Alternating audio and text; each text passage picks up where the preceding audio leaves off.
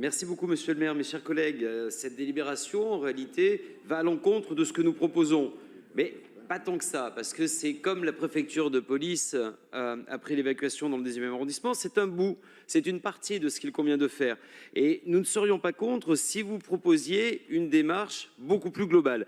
Alors, se satisfaire d'une évacuation comme vous l'avez fait ce matin devant le préfet de police, en réalité, c'est mettre la poussière sur le tapis, ou pour le moins, c'est éparpiller la poussière, puisqu'on retrouve les craqueux à Éole, Porte de la Chapelle, Porte de Clignancourt, Max Dormois, à Stalingrad. Et aujourd'hui, ce que vous nous proposez, c'est 1,6 million d'euros pour des actions partielles et politiquement orientées.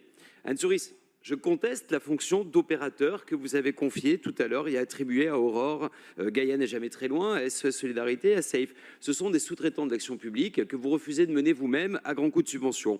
Et vos préoccupations premières, du moins les préoccupations premières qui sont évoquées dans la délibération, sont le logement.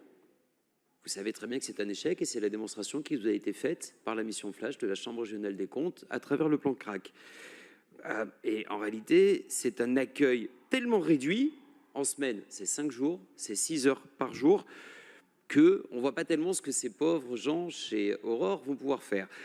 Et en plus, avec une possibilité de soins. Page 3 de la convention que vous proposez, que nous signons aujourd'hui, Anne Souyris, c'est des consultations avancées de médecins. D'autres centres de réduction de risque et de soins peuvent être organisés. C'est tellement prudent comme démarche, si vous voulez, que je ne vois même pas en quoi ça pourrait être un jour opérationnel. Et pour autant, on parlerait de soins. Vous savez, il y a quelque chose qui m'a encore plus choqué à la lecture de cette délibération. J'ai cru comprendre que sur la gauche de cet hémicycle, vous refusez de faire un lien entre délinquance, toxicomanie et immigration. Je vais vous faire une confidence. Moi aussi, je le refuse. Ouais, mais moi aussi, je le refuse. Sauf quand les mots sont écrits. Pachette de la demande de subvention. Les trois démarches principales qui sont réalisées au cours de l'hébergement, c'est la domiciliation, les papiers d'identité et l'ouverture des droits auprès de la CPM. Donc en réalité, c'est Aurore qui fait le lien entre toxicomanie et immigration, puisque deux des trois démarches principales portent manifestement sur des personnes en situation régulière. En réalité, je ne fais que lire la documentation qui nous est soumise, Madame Souyris. Vous proposez enfin le renforcement et la gestion de matériel pour se droguer. 35 automates seront positionnés dans les rues avec un entretien, et ça c'est pour l'association SAFE. Offrir du matériel en libre service pour se droguer n'aide toujours pas à se soigner. Et où seront ces automates? Vous parliez tout à l'heure, Madame la maire, de tranquillité publique. Moi, je vais vous répondre des nuisances que cela va créer pour tous les riverains. Le problème majeur, c'est que le mot soin, le mot sevrage est totalement inexistant de toutes les démarches qui sont décrites dans cette délibération. Mais en réalité, Madame Souyris, je ne désespère pas qu'un jour vous puissiez rejoindre nos positions sans que vous évoluiez. Vous avez tout à l'heure, et j'ai vu un espoir cet après-midi, prononcer le mot sevrage.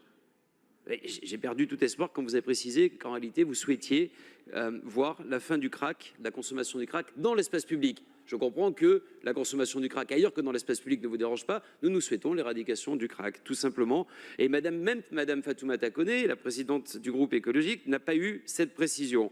Et même Monsieur Nicolas Norman, aujourd'hui, l'adjoint à la sécurité, parle de prise en charge. Vous commencez à nous rejoindre, Madame Souyris. Faites encore un effort, proposez le sevrage, parce que, contrairement à ce que vous disiez tout à l'heure, ce n'est pas du courage politique que d'aider les gens à mourir. Je vous remercie.